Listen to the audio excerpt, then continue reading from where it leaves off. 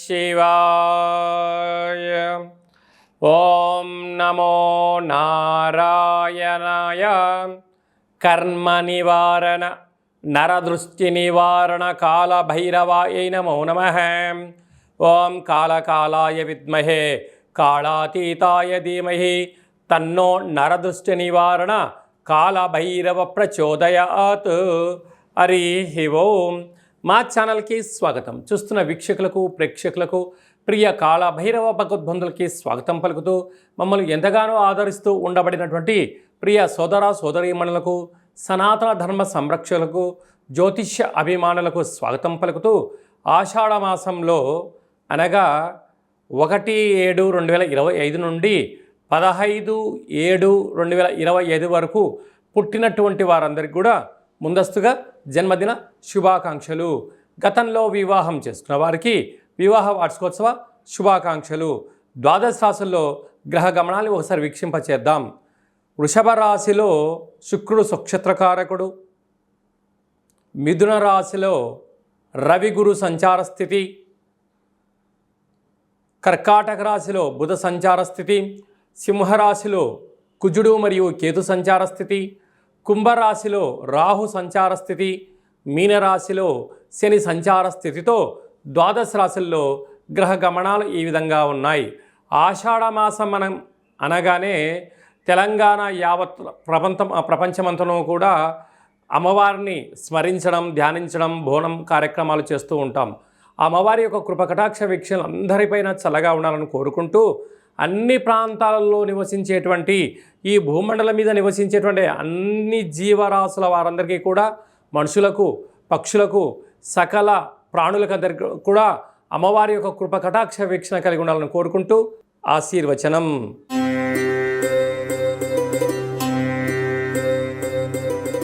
మేషరాశి వారికి ఆషాఢ మాసంలో అమ్మవారి యొక్క ఆశీస్సులు ఎలా పొందాలో ఈ వీడియోలో తెలుసుకుందాం. మేషరాశిలో ఏ నక్షత్రాలు వస్తానగా అశ్విని నక్షత్రంలోని 4 పాదాలు, భరణి నక్షత్రంలోని 4 పాదాలు, కృతికా నక్షత్రంలో 1 పాదం కలిపితే మేషరాశి. మేషరాశి యొక్క అధిపతి కుజ భగవానుడు.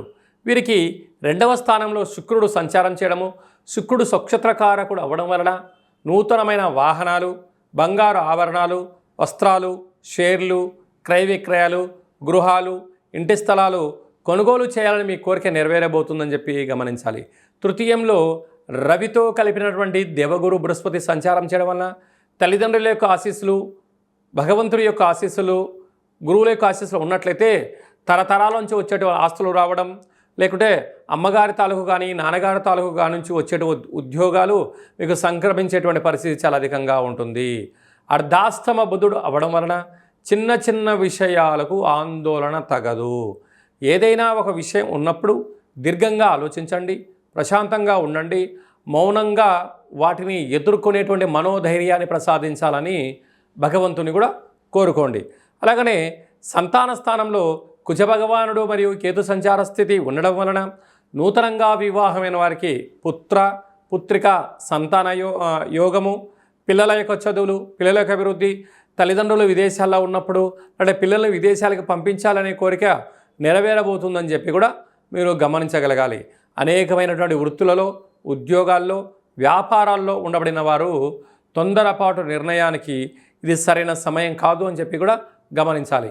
ఏకాదశ స్థానంలో రాహు ఉన్నాడు కనుక అనేక మంది మీ యొక్క సమయాన్ని, ధనాన్ని సద్వినియోగపరచుకోవడానికి ఎదురు చూస్తూ ఉన్నారు. కనుక ఎవరు మనవారు, ఎవరు పరాయివారు అనేది ఆలోచించుకోవడం మీ యొక్క వ్యక్తిగత అభిప్రాయం అని చెప్పి కూడా గుర్తుపెట్టుకోగలగాలి.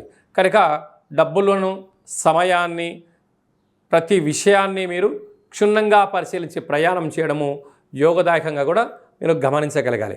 అలాగనే వ్యయంలో శని భగవానుడు ఉండడం, ఏలనాడు శని ప్రారంభ సంచార స్థితిలో ఉండడం, మనమందరము కూడా మేషరాశిలో జన్మించిన వారందరికీ అయితే సాఫ్ట్వేర్ ఉద్యోగస్తులు, హార్డ్వేర్ ఉద్యోగస్తులు, వ్యవసాయ సోదరీమణులు, గృహ భవన నిర్మాణ కార్యక్రమం చేసేటువంటి వారు, అలాగనే స్వయం వృత్తులు, అలాగనే మార్కెటింగ్ రంగంలో ఉండబడిన వారు, రాజకీయాల్లో ఉండబడిన వారు, సేవా రంగాల్లో ఉండబడిన వారందరికీ కూడా మీ యొక్క జన్మ నక్షత్రం రోజున అష్టమి పూర్ణిమ తిథుల యందున నీటి ప్రయాణాలు, జల ప్రయాణాలు పెట్టుకోవద్దు. ప్రమాదాలు పొంచి ఉన్నాయి. తస్మాత్ జాగ్రత్త.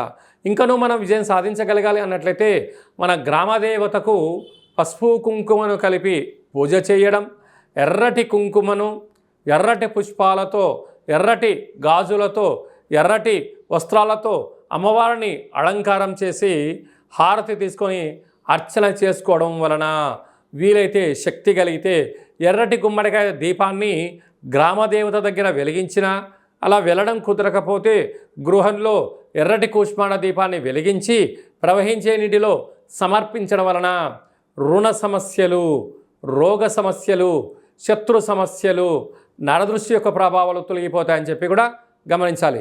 మేషరాశి జాతకులు ఇలాంటి కాల సమయంలో ఆవేశానికి చాలా దూరంగా ఉండాలి, ఆలోచనకు దగ్గరగా ఉండాలి, భక్తితత్వంతో ఉండండి, ధర్మ మార్గంగా ఉండండి, పెద్దవారు ఏదని చెప్తే వినే మానవ ప్రయత్నం చేయండి.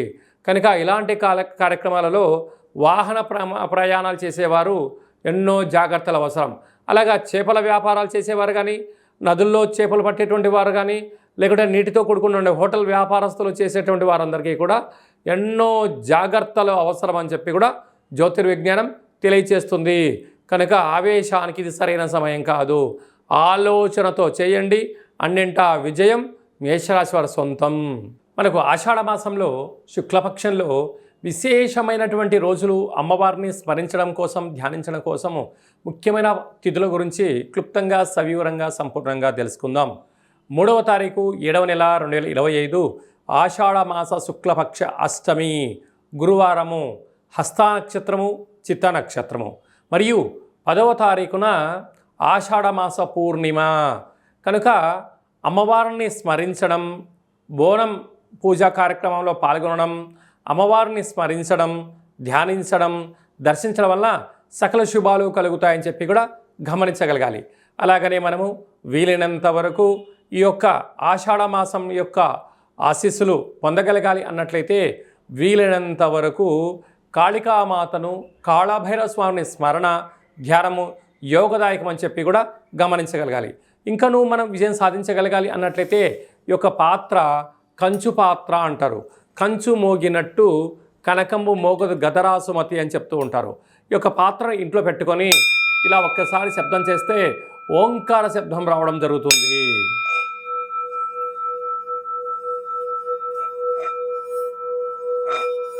ఈ యొక్క పాత్రను ఇలా మనసులో కాళభైరవ స్వామివారిని స్మరిస్తూ తిప్పడం వలన, ఓంకార శబ్దం రావడం వలన మనిషి శరీరంలో ఉండబడిన చక్రాలు వికసింపచేసి గృహంలో ఉండబడినటువంటి జ్యేష్ఠాదేవి బయటికెళ్ళి గ్రామంలో సంచరించే లక్ష్మీదేవి గళ్ళు గళ్ళు అంటూ మన ఇంటికి రావడం జరుగుతుంది. కనుక కాళభైరవ స్వామి యొక్క అక్షయపాత్రను ఇంట్లో ఉంచుకుందాం, అష్ట కష్టాలకు స్వస్తి పలుకుదాం, అష్టైశ్వర్యాలకు స్వాగతం పలుకుదాం అని చెప్పి గమనించాలి. ఈ అక్షయపాత్ర మీకు కాళభైరవ స్వామి యొక్క పూజ 27 రకాల వస్తువులతో దిష్టి తీయించి మీకు పంపించడం జరుగుతుంది. కనుక మనం అందరము కూడా ఆషాఢ మాసంలో అమ్మవారిని స్మరిద్దాం, అయ్యవారిని ధ్యానిద్దాం, కాళభైరవ అష్టకాన్ని వినడం, చదవడం, పారాయణం చేయడం వల్ల సకల అష్ట కష్టాలు తొలగిపోతాయని చెప్పి కూడా గమనించాలి. మీ వ్యక్తిగత జాతకం తెలుసుకోవాలనుకుంటున్నారా? మీ యొక్క పేరు, పుట్టినటువంటి తేదీ, నెల, సంవత్సరం, సమయం వ్రాసి మీరు పంపించినట్లయితే 100 సంవత్సరాల జాతకాన్ని సవివరంగా, సంపూర్ణంగా వ్రాసి పంపించి మీరు పుట్టినప్పుడు గ్రహ గమనాలు ఎలా ఉన్నాయి, ప్రస్తుతం ఎలా ఉంటున్నాయి, రాబోయే కాలం ఎలా ఉండబోతున్నాయో సవివరంగా, సంపూర్ణంగా తెలియజేయడం జరుగుతుందని చెప్పి కూడా గమనించాలి. చాలామందికి పుట్టినటువంటి కాల సమయంలో డేటా బర్తులు లేనటువంటి కారణం వలన పేరు యొక్క మొదటి అక్షరాన్ని అనుసరిస్తూ ఆ రాశిని తెలుసుకునే ప్రయత్నం చేస్తూ, రాశి యొక్క స్థితిని తెలియచేస్తూ గవళ ద్వారా అనగా రమణ శాస్త్రం ద్వారా కాళభైరవ ఉపాసన చేత భూత, భవిష్యత్, వర్తమానాన్ని తెలియజేయడం జరుగుతుందని చెప్పి గమనించాలి. కనుక జాతకాన్ని తెలుసుకుందాం, జీవితంలో జరగబోయేటువంటి సకల శుభాలను, ఐశ్వర్యాలను తెలుసుకుందాం, అష్ట కష్టాలకు స్వస్తి పలుకుదాం, అష్టైశ్వర్యాలకు స్వాగతం పలుకుదామన్న ఉద్దేశం చేత ఈ కింది నెంబర్ను సంప్రదించి అపాయింట్మెంట్ తీసుకొని సంప్రదించగలరు. అలాగనే విద్యార్థులు ఎలాంటి సూచనలు పాటించడం వల్ల వారి చదువులలో ఉత్తీర్ణత, అదే మీ యొక్క చిన్నపిల్లలకు ఎలాంటి పేర్లు పెట్టడం వల్ల వారికి ఉజ్వల భవిష్యత్తుతో ఉంటుందో కూడా తెలుసుకుందాం. అలాగా నూతనంగా వివాహమైన దంపతులు తరచుగా గొడవ పడడం కానీ, అనేక రకాల ఇబ్బందులు పడడం కానీ, పోలీస్ స్టేషన్లు గొడవలు పడేటువంటి వారందరూ కూడా మీ యొక్క జాతకంలో స్వల్పమైన మార్పులు, పేరులో స్వల్పమైన మార్పులు చేసుకోవడం వలన ఆ దంపతులు అన్యోన్యంగా ఉంటారని చెప్పి కూడా గమనించాలి. కనుక మనమందరము కూడా జీవితంలో ఉండబడినటువంటి అష్ట కష్టాలను అధిగమించి అష్టైశ్వర్యాలకు స్వాగతం పలకాలను కోరుకుంటూ ఆశీర్వచనం. ఓం శతమానం భవతి శతాయు పురుష సతేంద్రియ ఆయుష్యేవేంద్రియే ప్రతిష్టతి ధనం ధాన్యం బహుపుత్రలాభం శత సంవత్సరం దీర్ఘమాయు. సర్వే జనా సుఖినో భవంతు, లోకా సమస్తా సుఖినో భవంతు. సర్వం శివార్పణమస్తు, సర్వం కాళభైరవ దేవతార్పణమస్తు. హరి ఓం. ఈ వీడియో మీకు నచ్చినట్టయితే లైక్ చేయండి, షేర్ చేయండి. అందరికన్నా మీ వ్యక్తిగత జాతకం ముందుగా తెలుసుకోవాలని అనుకుంటున్నట్లయితే మా ఛానల్ని సబ్స్క్రైబ్ చేసుకోండి. ఆల్ అనే బటన్ని కూడా ప్రెస్ చేసినట్టయితే అందరికన్నా మీ వ్యక్తిగత జాతకము ముందే తెలుసుకునేటువంటి అవకాశం కలుగుతుందని చెప్పి గమనించాలి.